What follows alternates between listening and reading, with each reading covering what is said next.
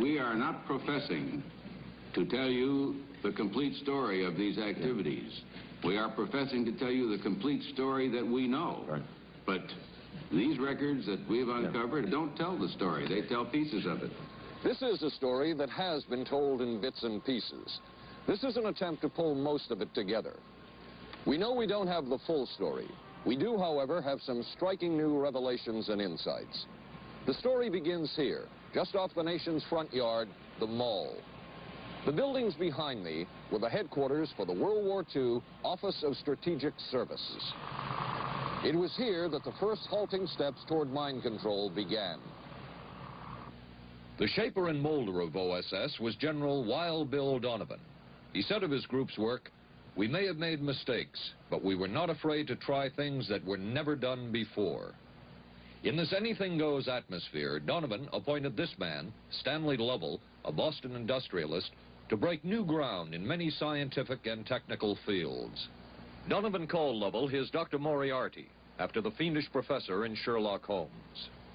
Lovell liked the name and posed for this Saturday Evening Post photo. He later wrote of his OSS job that it was, quote, to stimulate the Peck's bad boy beneath the surface of every American scientist and to say to him, throw all of your normal law-abiding concepts out of the window. Here's a chance to raise merry hell. It was in this atmosphere that the search for mind control began. This bizarre man would be an active participant in that search over the next 2 decades. His name is George White, an OSS captain who had formerly been with the Bureau of Narcotics. In his diary, seen here publicly for the first time, White left a legacy of the darker side of American intelligence work. He received his early OSS training at the British-run school at Oshawa, Canada, the same school where Ian Fleming, the creator of James Bond, was trained. White referred to the school in his diaries as the Oshawa School of Mayhem and Murder. Mike Burke, former OSS colleague of White's and now president of Madison Square Garden Center. Very compelling fellow, mysterious fellow, almost mystical fellow. He was fascinating because you knew something about him, but not enough about him to really get a fix on him. He also knew a great deal about the swifter elements of society, the gamier side of life, and he was very impressive in his technical knowledge of the underworld, so to speak. He said one of our men gets beat up. He says you have to act real fast and teach these guys a lesson. Charles Siragusa, a former narcotics officer and friend of White's. He'll come around, he says, and break your kneecaps. And with that, one guy laughed, and George would always have little Billy with him. And this one guy saw us naked. George White turned around and whapped him across the neck with it. Then he picked up a pool stick and started beating everybody up. He made his point. And he made his point. George White was not a man of understatement or subtleties. His boss at OSS, Stanley Lovell, referred to him as deadly and dedicated. In this note from White's diaries, it says, call Lovell regarding TD. TD was a rather transparent cover for Truth Drug. George White worked with the Truth Drug Committee here at St. Elizabeth's Hospital in the nation's capital. They experimented with mescaline, scopolamine, and marijuana on unwitting victims. The committee soon learned there was no easy panacea, no truth drug at this stage. But White and later colleagues would not stop trying. The goal remained the same. As this 1952 CIA memo says, the aim is controlling an individual to the point where he will do our bidding against his will, and even against such fundamental laws of nature as self-preservation. But it was a discovery here in Basel, Switzerland, at Sandoz Laboratories by Dr. Albert Hoffman that led the intelligence agencies of America to believe that they had found the panacea.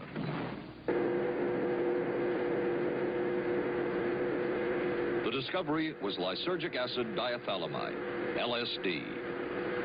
The film that you see is considered by many experts to be the closest illustration of the effects of a hallucinogenic. It was one of the first times that anybody had run into a powerful drug that was different than anything else that they knew anything about, John Gittinger, recently retired chief psychologist for the CIA. This is the first time Gittinger has been interviewed publicly. We could disable a whole city by putting a very small amount on a water supply. After all of these years of us, those of us who are involved in looking for this secret drug, this was the only thing that began to look for the first time like it might be something like that. The CIA's interest in LSD was intense. The worry was that the Russians would get hold of it. Were the Soviets into LSD? I'm going to have to say I'm sure they were, but if you ask me to prove it, I've never seen any direct proof of it. But at one point, intelligence information received from Switzerland said that Sandoz Laboratories was about to put 100 million doses of LSD on the open market. And it caused enough concern within the agency that the United States was prepared to buy the entire supply. However, a slight mistake had been made. The mistake is made public for the first time. I just found out on a new CIA document that there were no such large quantities of LSD on the market.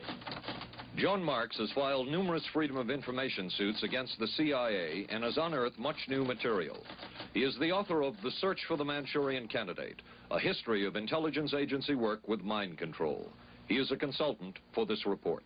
What happened is that there was a military attaché in Switzerland, an American officer, who got milligrams and kilograms mixed up.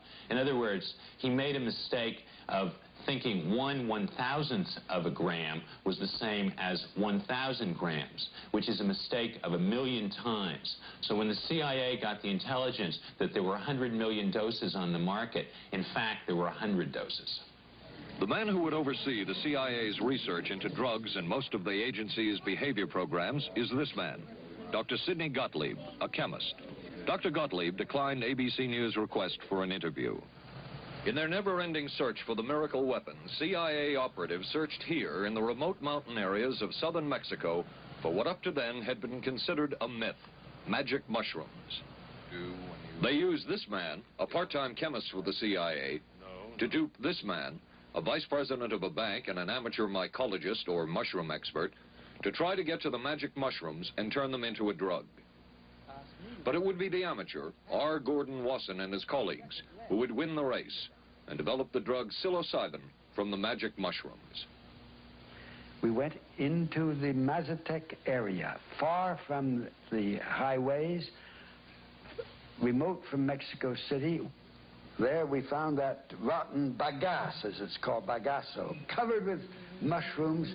These mushrooms I didn't know, had never seen. They were the sacred mushrooms. Wasson would also discover and record the ancient mystical rites of the mushrooms from a local shaman or magical priestess, Maria Sabina. And we were seeing incredible sights. They would go slowly or they would go fast as I ordained. All your senses are rendered acute. We say that you see visions, you see hallucinations, but that doesn't begin to tell the story. The hallucinations are only part of it. You hear sounds, you smell things. The night was thrilling. Word of Wasson's discovery reached the CIA quickly. Dr. James Moore, a University of Delaware chemist, secretly served the CIA preparing deadly chemicals on short notice. Moore was instructed to get close to Wasson and accompany him on another trip to Mexico to get the magic mushrooms. Internal documents show the CIA felt a drug derived from the mushrooms could remain an agency secret. What in the world were they looking for with the magic mushrooms? I think the best answer to that is that they were looking for fundamental information on compounds that would be capable of causing changes in behavior, changes in mental attitude. Did you ever consider what would have happened if any of these substances were given to, say, unwitting people? Oh, I don't remember having considered that specifically. What if you, I trust perhaps you've thought about it, Well, I haven't worried about it. Your question again, what would I have thought had I known that any of these substances would have been given to unwitting persons? You mean a hostile agent of another government? No, I think that was probably one of the things they had in mind. I mean testing it out on an American citizen. I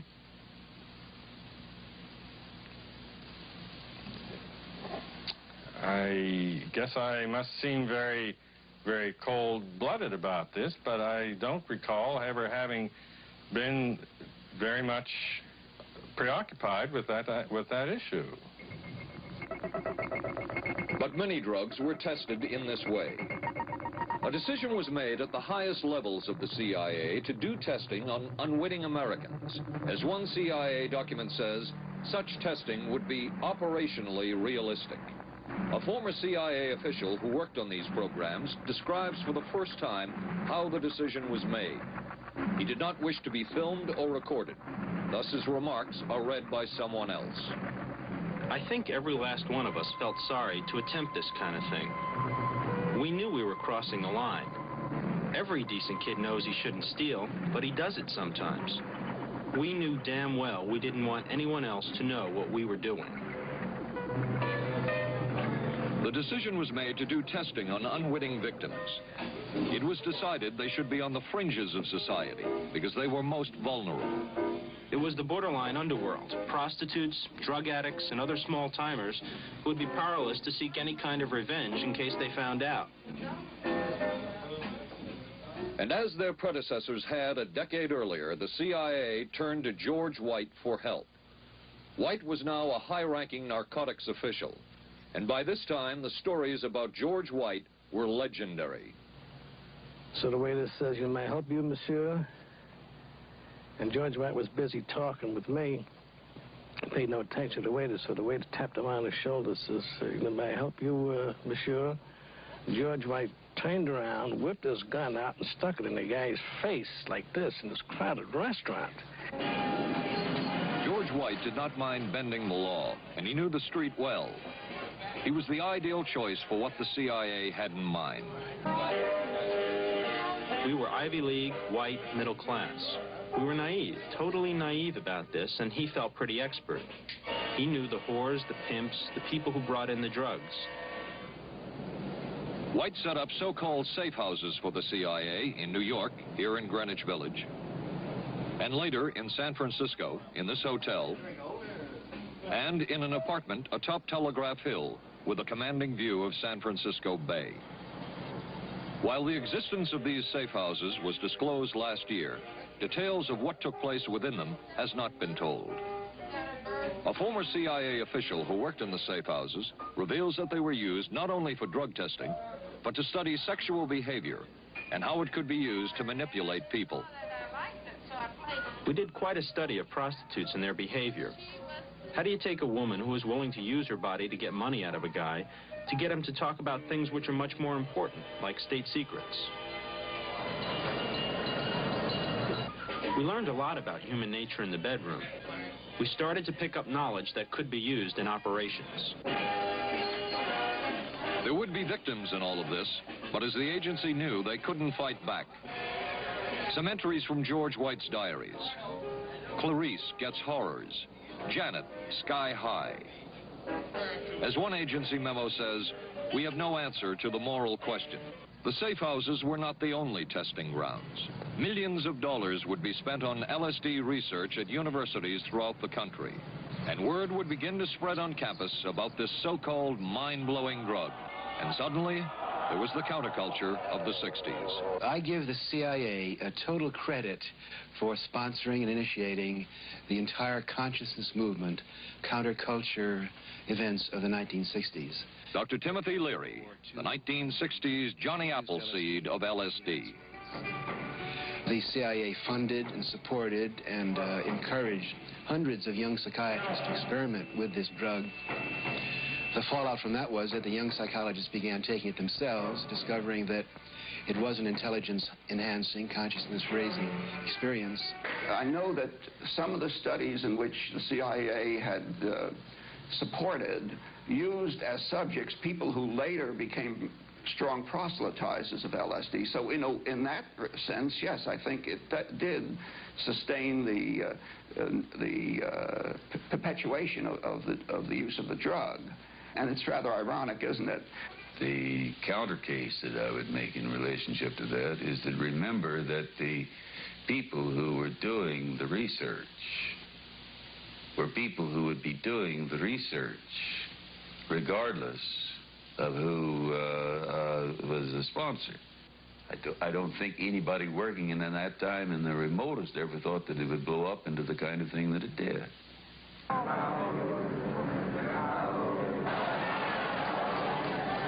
History will judge the role of the CIA and other intelligence agencies in unwittingly contributing to the counterculture of the 60s through their intense interest in LSD and other hallucinogenics.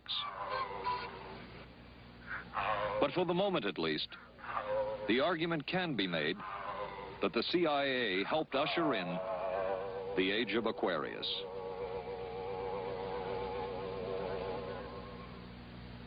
Covering a span of history such as we are in this report, one can get sidetracked by the so-called glamour and mystery of espionage work or by the exotic qualities of some drugs. But what you can't lose sight of is what all of this would mean in terms of individual human beings. There would be deaths, there would be long-lasting and harmful effects. The best-known case is that of this man, Frank Olson, a chemist employed by the Army Chemical Corps, who in 1953 was slipped LSD unknowingly at a meeting with CIA officials. Shortly after that, Olson went into severe depression. He ended his life at this New York hotel by diving through a shaded closed window in his 10th floor room. Frank Olson was the first known fatality in the CIA's LSD program. Olson left behind a widow, Alice, and 3 children, but it would be years before they learned the real story of his death. Shortly after his suicide, Alice Olson was visited by Dr. Sidney Gottlieb, the man who had administered the drug, and by Robert Lashbrook, his deputy, who was the last person with Frank Olson the night of his death. It was probably to check me out and see whether I was handling myself and handling the situation, whether I was hysterical. And I'm sure they left the house feeling ever so much better because I had been gracious and hospitable to them, so that I must have played right into their hand and made them feel fine. 23 years later, how did you feel about that meeting? My anger was unbelievable at how I had been duped for this length of time, and the anguish which was unnecessary. Anyone who knew during all of those years never told Alice Olson the real story of her husband's death. She would discover it by accident more than 2 decades later. In essence, it was a 22-year-long cover-up. Lyman Kirkpatrick was Inspector General of the CIA at the time of Frank Olson's death. But had not the Olson case occurred within the secret confines of the CIA, would not this case have been a prosecutable case? Perhaps manslaughter? I would think very definitely prosecutable, and certainly from the point of view of Mr. Olson, why, it should probably have been actionable. Frank Olson's suicide slowed down the CIA's testing of LSD and other drugs, but only momentarily. The CIA was not the only government agency interested in the possibilities LSD and other drugs presented for mind control. The Army Chemical Corps first started working with the CIA and then branched off on its own. It too tested drugs on unwitting victims, and a death would result. The case of this man, Harold Blower, a tennis pro, seen here with his daughter Elizabeth, is well known. In 1953, Blower was a private patient at the New York State Psychiatric Institute. He was given 5 injections of a mescaline derivative that was being tested secretly for the Army Chemical Corps. With the 5th injection, Harold Blower died. As with the Olson case, a 22-year cover-up followed, until finally the Army admitted the real details of Blower's death. Since the initial news stories of Harold Blower's death, close to 5,000 documents, previously classified, have been released by the Army and obtained by ABC News. They provide valuable insight into Army activities at the time of Blower's death and where the Army went from there with their own drug testing program. From a previously classified deposition of Dr. James Cattell, who administered the mescaline derivative, on the purpose of the drug testing, to produce symptoms similar to those that you see in schizophrenia, on how much the patient knew about all this. We didn't delineate all the possibilities of what might happen because then you contaminate your experiment. Cattell then relates that he never even knew what drug he had given Harold Blauer because of the secrecy of the Army experiments. We didn't know whether it was dog piss. This was secret. This was a secret. We weren't in on it. We asked Blauer's daughter Elizabeth for her reaction. What? How can anybody react to that? I mean, that is so far from what you'd expect from a human being, never mind a doctor, never mind a professional specialist who's supposed to care about people's minds. It's unbelievable. A suit filed by Elizabeth Barrett against the Army Chemical Corps is now pending in federal court. Other Army experiments continued on mental patients around the country. Work done at the Tulane Medical Center in New Orleans involved several drugs, hallucinogenics, and electrodes implanted in the brain. The chief researcher was Dr. Russell Monroe, now head of the psychiatry department at the University of Maryland. These are various progress reports written by Dr. Monroe and recently obtained by ABC News. From one of the progress reports, a report of a woman who had electrodes implanted in the brain and was then given LSD and other drugs. She became agitated, cried, lapsed into a trance-like state.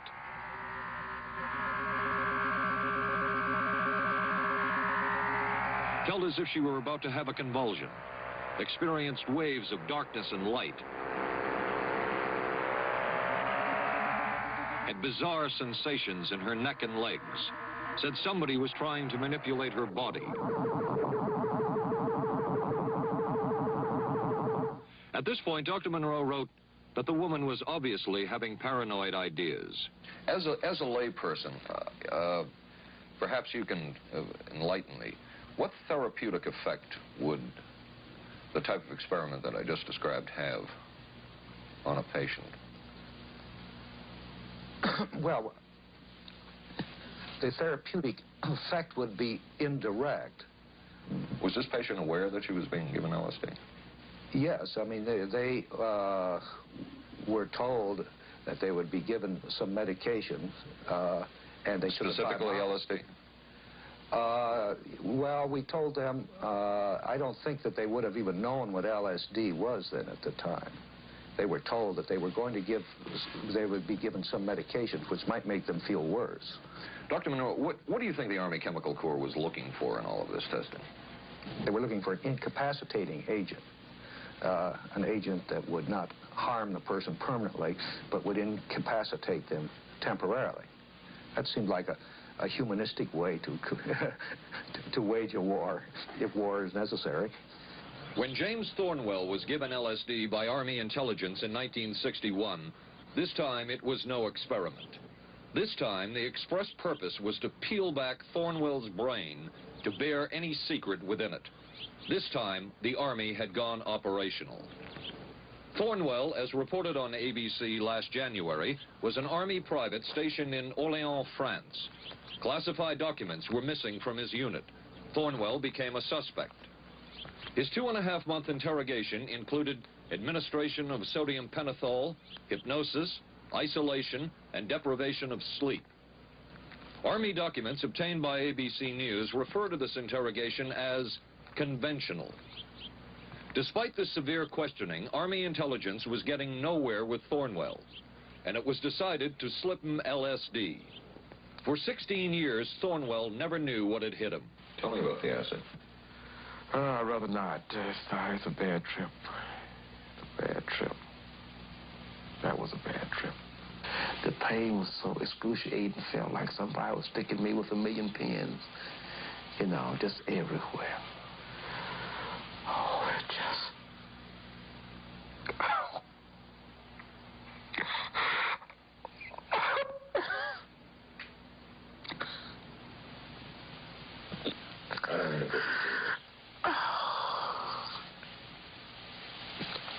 You want to stop for me?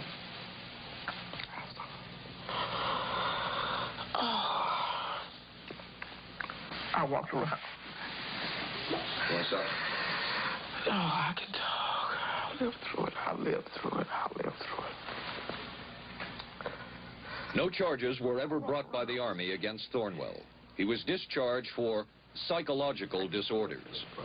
But an Army psychiatric evaluation of Thornwell obtained by ABC News, one which was done prior to Thornwell having been given LSD, says of him, fairly cooperative, oriented, alert, and gave no evidence of psychosis or depression. From the Army's point of view, this type of LSD interrogation was a success. Other documents refer to the exploitability of interrogation subjects, cracking them, keeping them off balance mentally, and providing an economical, speedy, and productive aid to interrogation. From James Thornwell's point of view, it was no success. Thornwell still has serious problems. He's run through 2 marriages. He maintains he can't hold a job, can't concentrate, has nightmares, and feels socially and emotionally isolated. Last fall, Thornwell filed suit against the government in federal court. In a moment, we will examine the closest experimentation to brainwashing that we have uncovered.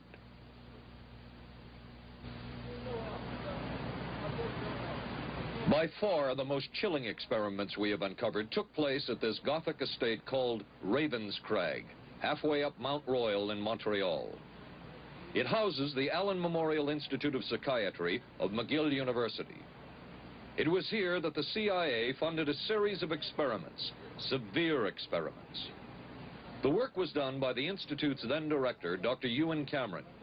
It is the closest experimentation to brainwashing yet disclosed. His work, unprecedented in psychiatry, consisted of 3 areas which he called sleep therapy, psychic driving, and the ultimate depatterning. Dr. Maurice Dongier, current head of the Allen Memorial Institute. In his psychic driving, so-called type of therapy, he would give the patient intensive electric treatment in order to make the patient regress deeply, become forgetful, and then he would attempt to implant new ideas in the mind of the patient. Now, to a layman, it would appear that Dr. Cameron was trying to take the slate and wipe it clean, the slate being the mind. In other words, brainwashing. Exactly, that's a very good comparison. Brainwashing. Yes, right. Val Orlico of Winnipeg, Canada, the wife of a member of the Canadian Parliament, was a patient of Dr. Cameron's. She entered the Allen Memorial Institute because of severe depression. She describes for the first time publicly the LSD therapy and psychic driving treatment that she was given by Dr. Cameron. And then the drug began to take hold very rapidly because it was an IV injection. And things became very furry and very frightening, and had a lot of sensations that it's very difficult to recall. Nobody explained it to me. Nobody ever asked me if I was willing to do it or anything. He had this feeling that he would be able to get through the resistance of illness and to reach deep changes very quickly. Did he? I don't think that when you look at that in retrospect, the hopes that he had have been in any way fulfilled. But Cameron would plunge on. The next step was what he called psychic driving. This involved almost endless tape-recorded messages and more drugs for the patient. Cameron wrote that this was the way to make direct controlled changes in personality. I thought this was the coldest and most impersonal treatment that anybody could give to anybody in the world. And I became more and more despondent and more angry. I just became so despondent that I thought I can't live like this any longer. And I thought I would just go out and throw myself underneath the cars on McGregor. I stood on the curb of that street and I stood there and I thought, okay, go. Okay, go. And then I thought, what if you're not killed? What if you're just maimed? What if you don't die and you live and you can't even talk anymore? And I couldn't do it. The most severe technique Cameron used was de-patterning. He described it as breaking up the existing patterns of behavior by means of intensive electroshock therapy with prolonged periods of sleep. He carried out these experiments in something he called the sleep rooms. People in there were like babies. They cried and they were very disoriented. And we were very afraid of the sleep room. We used to walk very carefully against the side of the corridor that was opposite the sleep room with our backs to the wall when we'd go by. Cameron used this combined sleep electroshock treatment on patients as long as 30 days. One patient he kept asleep for 65 days. Cameron retired, and his successor, Dr. Robert Cleghorn, ordered a follow-up study on the patients treated with Cameron's de-patterning method. It showed that it was no more beneficial in its result than the use of more conservative methods. But the follow-up study showed that 60% of those who had been de-patterned still had amnesia for periods of anywhere from 6 months to 10 years. That's quite a memory loss, isn't it? That is a memory loss. Indeed it is. It's I think, more than desirable. In retrospect, does Dr. Cameron's experimentation and his treatment appear harsh? I would say yes. This forceful type of approach that I was describing to you is definitely, it can be said that it's harsh. I wouldn't call it harsh. I would say it was harder on the staff than it was on the patients, because these people had to be fed and they had to be cared for and they had to be given sufficient fluid and food and toileted and so on and so forth. It was a very difficult thing for the staff to follow these patients properly and see that they did well. Well, I'm glad he was concerned for the staff. But damn it all, I wouldn't. I could have maybe had a different kind of life. And that makes me angry and sad, and I don't know how to explain how I feel, really. I'm just...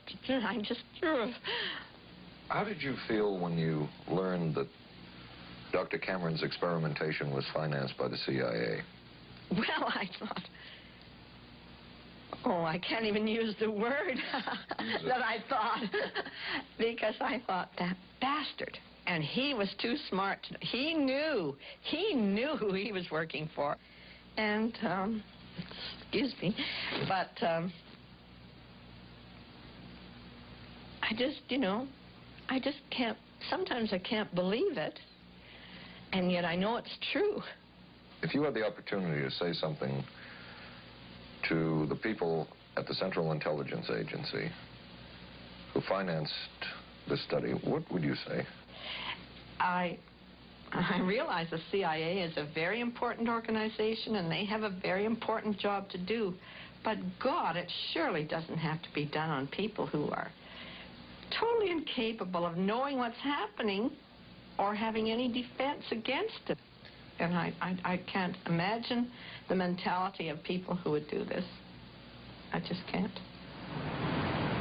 As for Dr. Cameron, he died in 1966 while mountain climbing. A colleague wrote of Cameron, "For him, the ends justified the means. And when one is dealing with the waste of human potential, it is easy to adopt this stance." Dr. Cameron seemed ideally suited for what the CIA had in mind. It was the Cold War, and especially the trial of Joseph Cardinal Mindszenty, who was forced to testify in a Hungarian court that he was a spy. And then later, the Korean War, with the coerced and mainly fraudulent confessions of American servicemen. My information took place on the... That would spark intense interest in intelligence circles about brainwashing. The CIA secretly commissioned a study of communist brainwashing methods at the Cornell University Medical Center. A leader of that study was Dr. Lawrence Hinkle. He explains first the Russian method of controlling and breaking a person. Absolutely isolated from everyone else, with one man whose job it is to get you to write the extent to which you are a criminal. In this setting, you can get people to do most anything, do you see? because you don't have to lay a hand on them. And by the time you get through and you go up before the judge, the fellow says, were you a spy? He says, yes, I was a spy. The Chinese never really had this kind of a state police system. They would get him in, and all this fellow does is ask you to write, rewrite, and talk to him about your whole life. Graduated from pilot training in 1949.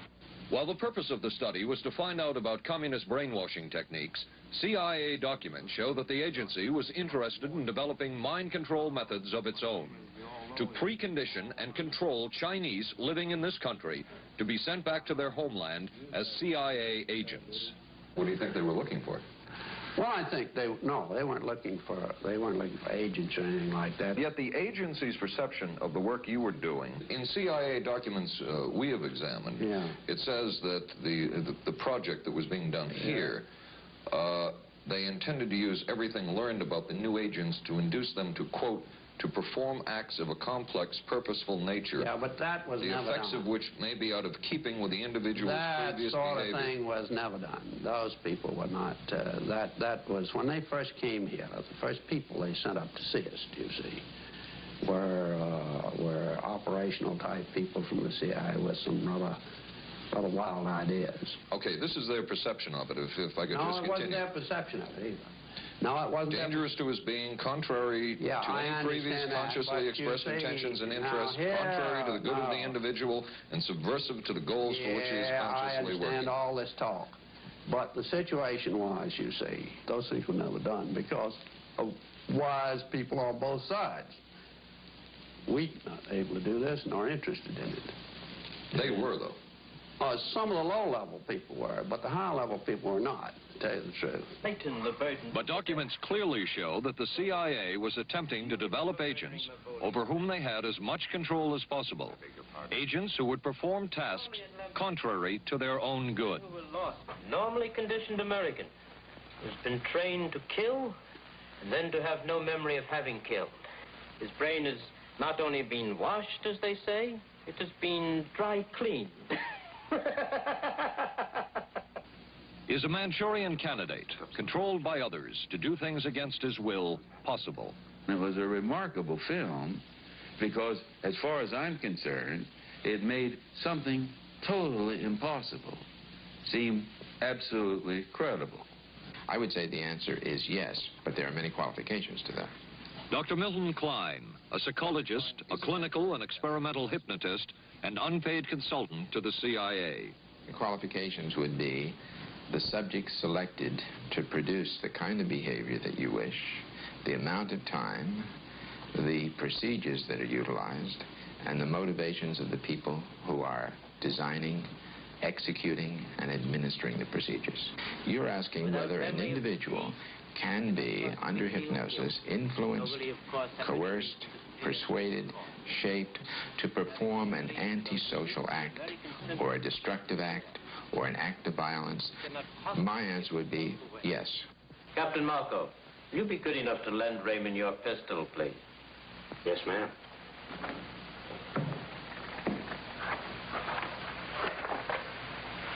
Thanks, Ben. Sure, kid. Shoot Bobby, Raymond. Through the forehead. Yes, ma'am.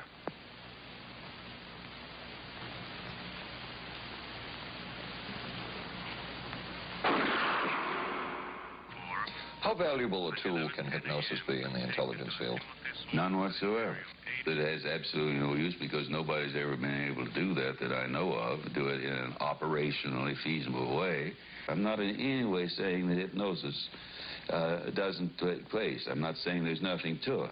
I would say that most government agencies concerned with intelligence operations have been looking to hypnosis as a tool for a variety of purposes, one of which is to carry out and to execute certain intelligence operations on a basis where they would not have to rely completely on some of their own emotional reactions.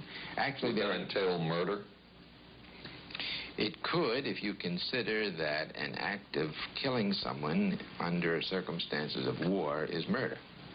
I think one has to define what that means. Under circumstances of peace? Under circumstances of peace, it would be murder. Another former CIA agent says that Fidel Castro at one time was considered as a possible target for a Manchurian candidate. Castro was naturally our discussion point. Could you get somebody gung-ho enough that they would go in and get him? But if you have 100% control of a guy, you have 100% dependency. If something happens and you haven't programmed it in, you've got a problem. So in the end, it was decided that a Manchurian candidate was not feasible.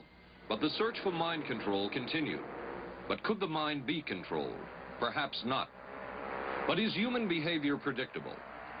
In this area, the CIA did make a significant breakthrough. A personality assessment system designed by the agency's chief psychologist, John Gittinger. It comes close to being able to predict how humans will behave. It's really a descriptive system, an attempt to try to describe personality in a relatively systematic way so that hopefully you can get some kind of an idea to predict what the behavior between different kinds of individuals. Gittinger's system had many uses in intelligence work. One was to draw personality portraits of world leaders. Using Gittinger's system, the agency concluded the Shah of Iran is a brilliant but dangerous megalomaniac whose basic problems resulted from an overbearing father. And there were other applications. Your assessment staff played a key role in helping other governments pick their police intelligence agencies, including, we've learned, the Korean CIA, Uruguayan National Police. Can you tell us about this? No. Author John Marks. The former #2 CIA man in Uruguay told me how in 1966 John Gittinger and an assistant traveled down to Uruguay and gave the tests in order to select members of the Uruguayan intelligence service. A psychologist who used to work for the CIA told me in 1961 he personally traveled to South Korea as part of an American CIA effort to set up the Korean CIA and to give the personality tests to candidates for the Korean CIA to choose the best man for their secret police. But one of the basic functions of Gittinger's system was finding the vulnerabilities of an agent, a double agent, or a potential agent. In its applicability to intelligence work, isn't the PAS system looking for a person's soft spot? Well, of course, the answer to that is yes, but I hasten to say soft spot. This is what I consider a negative word. Of the hundreds of behavioral projects undertaken by the CIA, Gittinger's appears to have been one of the more successful and more conventional. Other experiments were not as conventional. Neurophysicist Dr. Jose Delgado was financed by the Office of Naval Research. In this experiment, the bull is sedated. Electrodes are implanted in its brain. Delgado transmits an electronic impulse to the center of the bull's brain. Delgado has remote control of the animal. Recently released CIA documents refer to the feasibility of remote control of animals and that special investigations will be conducted toward the application of selected elements of these techniques to man. Other areas were examined through the 60s and 70s. Brain surgery, psychosurgery, creation of amnesia, parapsychology, manipulation of genes. Even though past and present CIA officials have indicated this kind of work ended in 1963. And one of those who took part in these programs. Thank you, sir. In 1977, a Senate subcommittee heard testimony from many of them, but the testimony was not that revealing. According to one of them, they agreed amongst themselves to keep the inquiry within bounds that would satisfy the committee. Former narcotics officer Charles Siragusa says that he was asked to limit his testimony by the man he reported to at the CIA. He wanted me not to say anything. To perjure yourself. That's right. Well, either that, I'd have to perjure myself or take the Fifth Amendment. And I'm not about to take the Fifth Amendment for anybody. Okay. Former CIA chemist Robert Lashbrook testified he had no first-hand knowledge of the agency-run safe houses when, in fact, he supervised one of them. And according to George White's diaries, was at a safe house when White conducted what he called an LSD surprise experiment. Dr. Sidney Gottlieb, whom we recently filmed near his California home, oversaw many of the CIA behavioral programs. He retired in 1973 and destroyed the records of this work. In sort of a valedictory letter, Dr. Gottlieb wrote that he and his colleagues had been able to maintain contact with the leading edge of developments in the field of biological and chemical control of human behavior. Dr. Gottlieb also testified before the Senate subcommittee, but from an anteroom where he could not be filmed because of what his lawyer termed health and cardiac problems. Dr. Gottlieb declined ABC News' request for an interview. And what of George White, the man who helped the agency in so many of its programs? He would retire here to Stinson Beach, California. And shortly before his death, he wrote to his boss at the CIA, Dr. Sidney Gottlieb, and summed up his career by saying, "It was fun, fun, fun. Where else could a red-blooded American boy lie, kill, and cheat, steal, deceive, rape, and pillage with the sanction and blessing of the All-Highest?" Has mind control been achieved? From all of the available evidence, it appears doubtful. The human will has prevailed up to this point. But as we have seen, work is continuing in this field, work that we still don't know very much about.